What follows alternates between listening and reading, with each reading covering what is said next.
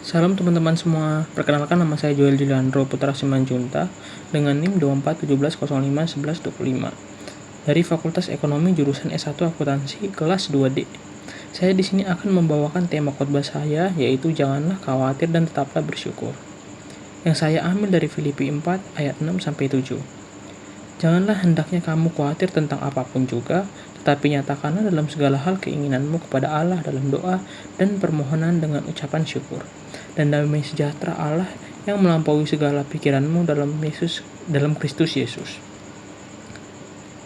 Saudara-saudariku yang dikasihi Tuhan dalam Yesus Kristus, kita hidup di dunia ini yang penuh dengan ketidakpastian.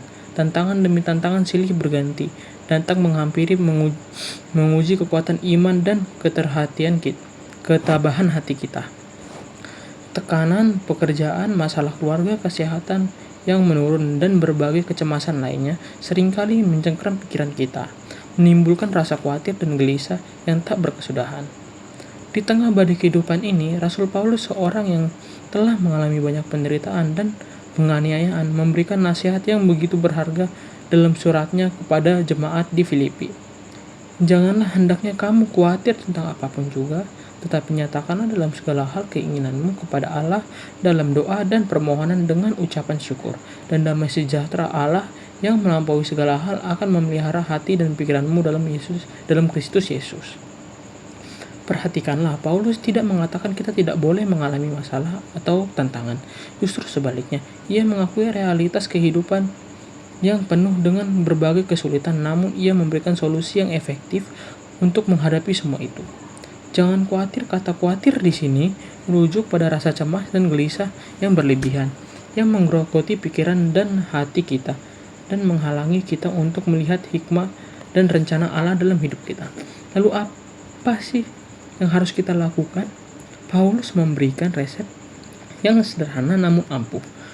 Doa dan permohonan dengan ucapan syukur bukanlah sekedar ritual keagamaan, tetapi merupakan komunikasi yang intim dengan Allah Bapa kita di surga. Dalam doa, kita mencurahkan segala isi hati kita, menyatakan segala keinginan dan kebutuhan kita kepadanya. Kita tidak perlu menyembunyikan kekhawatiran kita. Justru sebaliknya, kita harus jujur dan terbuka di hadapan Allah. Namun, doa yang efektif bukanlah doa yang meminta-minta tanpa disertai ucapan syukur. Ucapan syukur merujuk pada sikap kita yang percaya akan kebaikan dan pemeliharaan Allah, meskipun kita sedang menghadapi kesulitan, dan kita tetap dapat menemukan alasan untuk bersyukur atas berkat-berkat yang telah kita terima. Sikap syukur ini akan mengubah perspektif kita, membantu kita untuk melihat segala sesuatu dari sudut pandang Allah. Dan apa yang kita terima sebagai imbalan, Paulus menjanjikan damai sejahtera Allah yang melampaui segala akal. Ini bukanlah damai sejahtera duniawi yang bersifat sementara dan tergantung pada keadaan, tetapi damai sejahtera yang berasal dari Allah itu sendiri, yang melampaui segala pengertian manusia.